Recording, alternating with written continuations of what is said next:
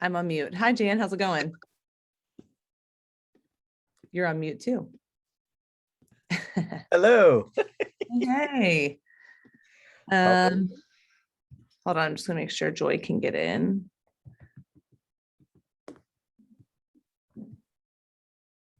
Hi, Dr. Beacos. Hello. Hello, hello. Let me share my screen. Hey, Jan, how are you? All right. How are you today, Dr. B. Coates? I'm just living the dream, Jan. I bet you are. Just living the dream. Well, depending on which dream, is it a nightmare or a fantasy? Well, I don't want any nightmares. Don't want any nightmares at all. At all. But good evening. But like I say, it's everything is what you make it. Yes. Joy. Hola, Good evening, Miss y'all. Ivory. Good evening, Miss Hopkins. Evening, everyone. Are we recording? We're recording. We Yeah, I are can't- recording. We are. It ain't 6:30, is it? Okay. Yes, It's 6:31 and we have one attendee. great. Awesome. Hello, Miss Boykins. Hey, Miss Boykins. Hello, Miss Hello. Boykins again.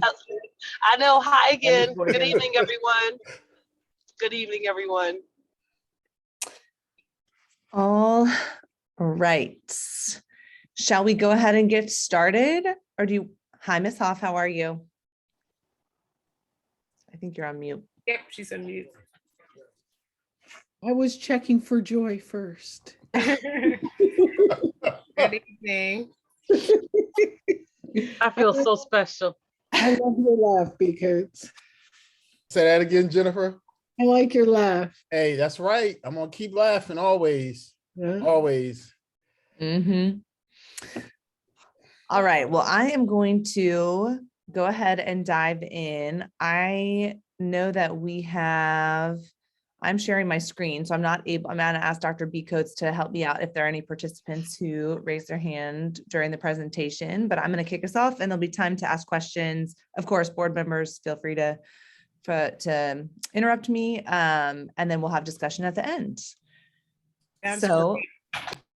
welcome to our personnel committee meeting. If you noticed, our PowerPoint deck got a facelift. We're using our new branding, which I'm excited about. And I guess I should actually hand it over to Ms. Ivory to open us up. Good evening, everyone. Thank you for joining us for our personnel meeting for the month of October. Thank you all for the participants that joined us this evening. And Katie, I'm going to pass it back to you. All right, the agenda is linked and I am going to dive in. We're going to start with a vacancy update. So I just wanted to realign us on our definitions. So vacancy is a position for which we don't currently have an employee in place. A vacancy with a hire in progress is a position that we do not currently have an employee in place. However, we do have a hire in process, and a pending vacancy is a position that will be vacant in the future. So I'm going to give folks a minute. I wanted to provide where we have a current vacancy update by building. So I'll give folks a minute to look over here where we are at the admin building and in these first few schools.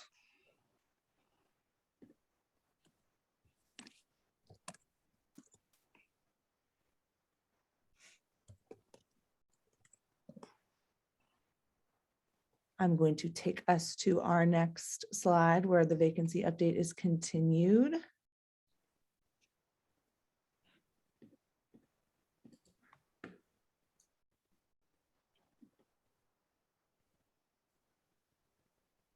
And then we do have one more slide with Walnut and district-wide vacancies. And while they still reading that, does LTS stand for long-term sub? It does. It does. Long-term sub. Sure. So that is our vacancy update. I wanted to give a brief update on where we are with some key hiring and onboarding updates. So last month when we met, I walked you all through our plan for revising our onboarding and offboarding process. We have met with all of the different offices involved, and we have really focused on creating systems and structures for clear communication for all relevant parties involved in the onboarding and offboarding process at various stages. We've also implemented a clear to start requirement, so no employees will be clear to start until they have completed all of their onboarding work, including submitting up-to-date clearances, physical and proof of a negative TB test, among other things. And then we've now also started sending out a weekly summary every Friday of separations and hires to payroll, IT, data management, special ed, student services, and Assistant Superintendent Brown, so they can see a weekly summary of all of our separations and hires. So this process has been in place now, I would say, fully for about a week now, and we've gotten some good feedback, and I think it's going to help us immensely with our processes. I also wanted to talk you all through, I alluded to this at our last meeting, our clearance review process.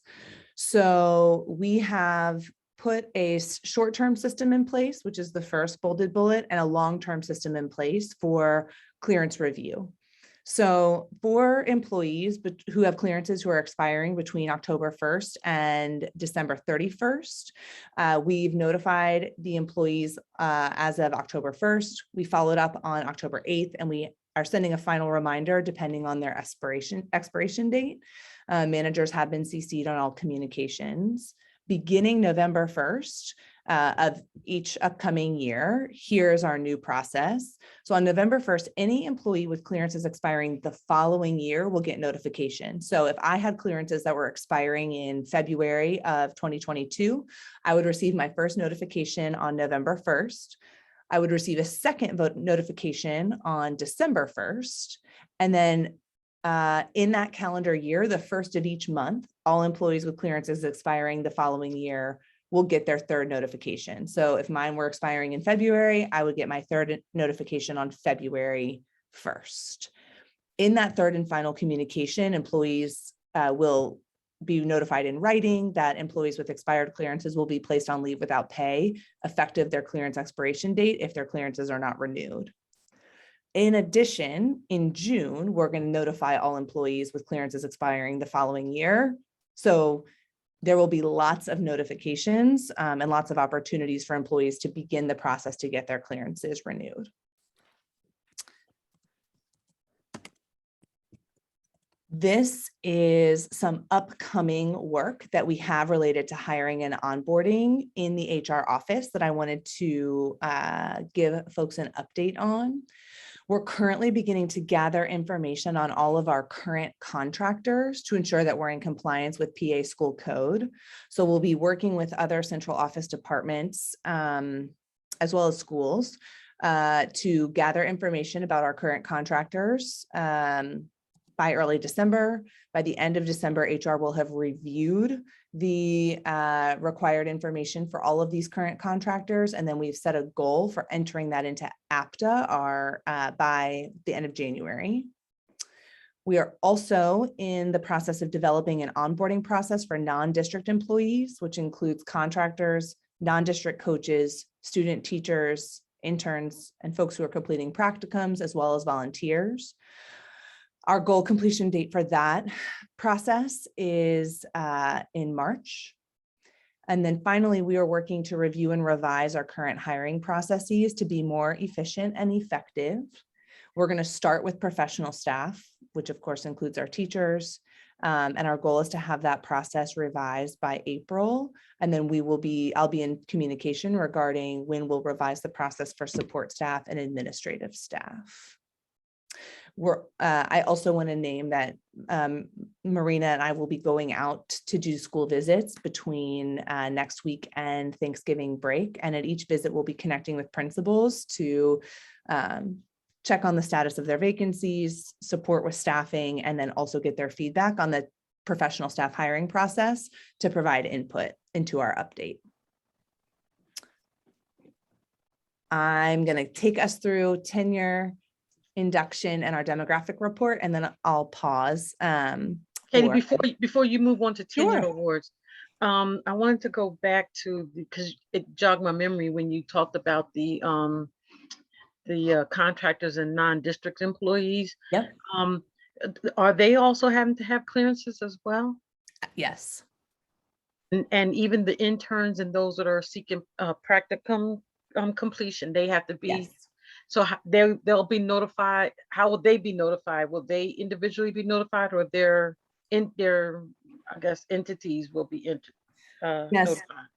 So we will be, what we're doing now, so this first bullet about gathering information on current contractors is making sure that we have all of that compliance information in our hands and that we're able to then enter it into APTA. That will help us identify where we may not have information. And then we're going to work to develop a process for these non-district employees. So that's what we're going to be working on. And our goal completion date is in March. Most of our contracts with different contractors, it really is the agency or the contracting company's responsibility to ensure that their employees have Right. the correct clearances. Right. And we also need to do our due diligence in our HR department. So that's what we'll be working on. Okay. Thank you. Of course. Any other questions related to onboarding and hiring while we're here? No. Okay, I'm gonna keep us going. Tenure awards, this was already approved in last month's board agenda, but I just wanted to highlight these employees who have achieved their professional status here at William Penn. And they'll be getting their professional contracts very soon. I also wanted to provide an update on induction. So new teacher induction is a year-long program that really combines mentorship, learning, and professional development to support new teachers. It is required for teachers who are looking to move from their level 1 to their level 2 certification. We currently have 21 teachers enrolled, though I have had several new enrollments this week. So I'm anticipating we'll have close to 30. And each of these teachers has already been or will be assigned a mentor to support them through the induction program. We held our first session a week and a half ago, and our next session will be scheduled on 11/10. So we have a plan and a program throughout the year, and we collaborate with different school leaders or central office teams to help us facilitate the learning for our participants. And then my final update is our demographic report, previously called the Ethnicity Report. You can review the data from previous years as well as the 2021 school year at that link. And we are going to continue to review and analyze the data to look at trends, strengths, and opportunities for improvement, which will also inform our engagement with our university partners to support recruitment for next school year. So I'm going to pause there to see if I'm going to stop sharing my screen to see if there are any questions. So Katie, regarding the demographic report, Mhm. I don't need to see it, but is there a breakdown of the demographics at each school where you roll that up to that particular report, or is it just looking at through your HR and kind of cross-referencing it from the district point of view? It's really just broken down by staff type. So, sorry, I'm just getting it back on my screen so I can take a look while we talk. It is broken down by administrator, professional employees, or teachers, instructional assistants, medical assistants, secretaries, SSOs. So we don't have the data broken down by school currently. Okay, thank you. Of course. We have a question in the Q&A. Ms. Lewis asked, could this link be posted in the chat? Yes. Why don't I just drop the whole deck in the chat? Give me just a second.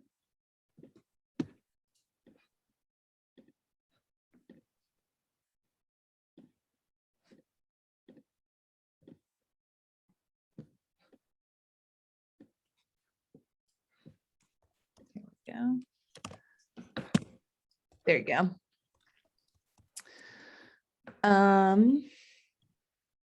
Any other questions? Feedback, thoughts? We won't have a November personnel committee meeting, but I'll be providing the vacancy update to board members at every Friday board update. And then at our next personnel committee meeting in the new year, we'll provide an update at this meeting. One of the things that I'll just, excuse me, share is I did share some information with Jennifer and Joy that, as I continue to look at the vacancies, I have had conversations with other superintendents in Delaware County because I wanted to know, are they experiencing some of the same things we are experiencing with the vacancies? And it does appear that this is just not a William Penn, I'll say, challenge. I think it is across Delaware County. There are some similarities even outside of Delaware County with what other districts are facing as far as vacancies. And so I just wanted to, put that out there that, we are aware and we're trying to make sure that we are filling the vacancies as quickly as we can with qualified individuals. But I did want to share that because in some areas it is, I'll just say, concerning. Meaning that we do have a lot of vacancies in the special education arena. And I don't think that COVID is necessarily helping with that. And then I think we are also implementing some new ways in which we go about doing business. So I think all of that coupled together has presented some challenges. And I don't want to try to hide behind it, excuse me, but I do want to put it out there and at least make board members aware that it is something that we are observing, making sure that we're continuing to have conversations with individuals and trying to make improvements where we can. But I think it's prudent for me just to share that information publicly as it relates to the vacancies. Dr. B. Coates, if I may, I appreciate you sharing that. As it pertains to special ed, is there a way to get a third party to serve as an OT or two school psychologists on a temporary basis until we can fill those positions? Because the clock is ticking on IEPs, and I was just wondering if there's a third party, if EBS could help us, if some of the medical temporary services could help us with those positions in particular. Yep, I think they can. EBS is helping us at one of our schools. I know we're going to utilize some individuals in certain positions to provide support in classrooms, and I will be following up with Ms. Brown and Gina again tomorrow on training as well. Because that's a part of the, I'll say, challenge also. So the short answer, Jennifer, is yes. And we'll we'll provide an update in this Friday's weekly update as it relates to that item. Thank you, Dr. Coates. Yep, you're welcome. Just add on that Gina and I are connecting at our regular check-in tomorrow, and we're having a meeting with another agency called Therapy Travelers, just to better understand what their services and supports look like. So exploring that option in addition to what Dr. B. Coates shared. Thank you. Of course. Another thing I will add that we've begun doing in the last few weeks is posting positions on Indeed, which has certainly helped increase the volume of interested candidates and resumes that we're able to look at and screen. We actually just hired 2 folks who initially expressed interest through Indeed. So we're still working to refine the process, but it's helping. So yeah. That's great. Congratulations. Thank you. If I have a question on clearances. Sure. So person A ignores all your emails and doesn't have a clearance. So that day you have to get down to the detail of tracking the exact day their clearance expires?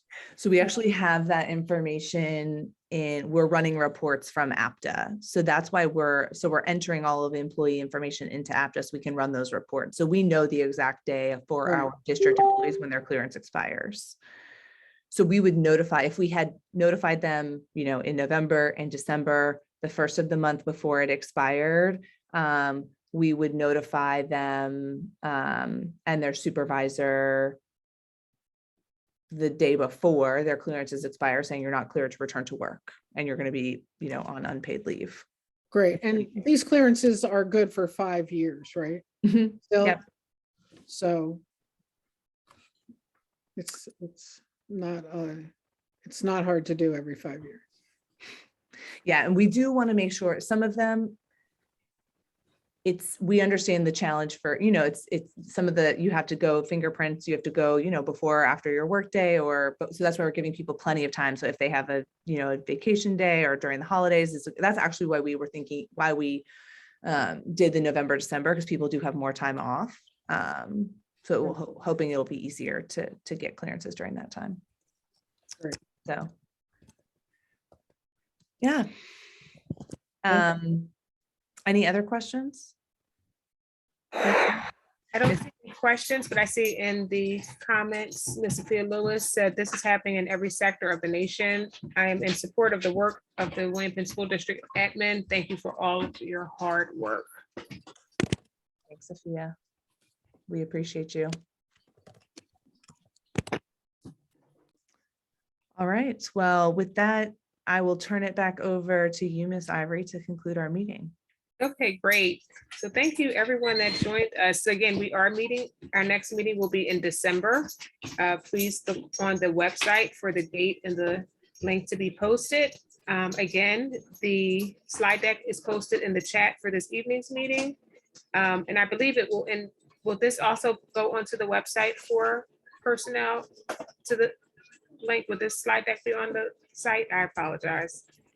That's a great question. I'm actually not 100% sure. I Okay. will connect with Dr. B. Coates and Josh, our website administrator, and get back to you. Okay, great. All right, and again, thank you. I want to just reiterate what Ms. Lewis said. Thank you so much, Katie, for all that you were doing. You as well as you, Dr. B. Coates. You guys have a tall task and you are diligent and consistent. So we appreciate all that you both are doing. Thank you all for your support. Yes, thanks very much. You're See y'all welcome. soon. All right. Have a good evening, everyone. Have a great evening. Okay. Bye. Bye-bye.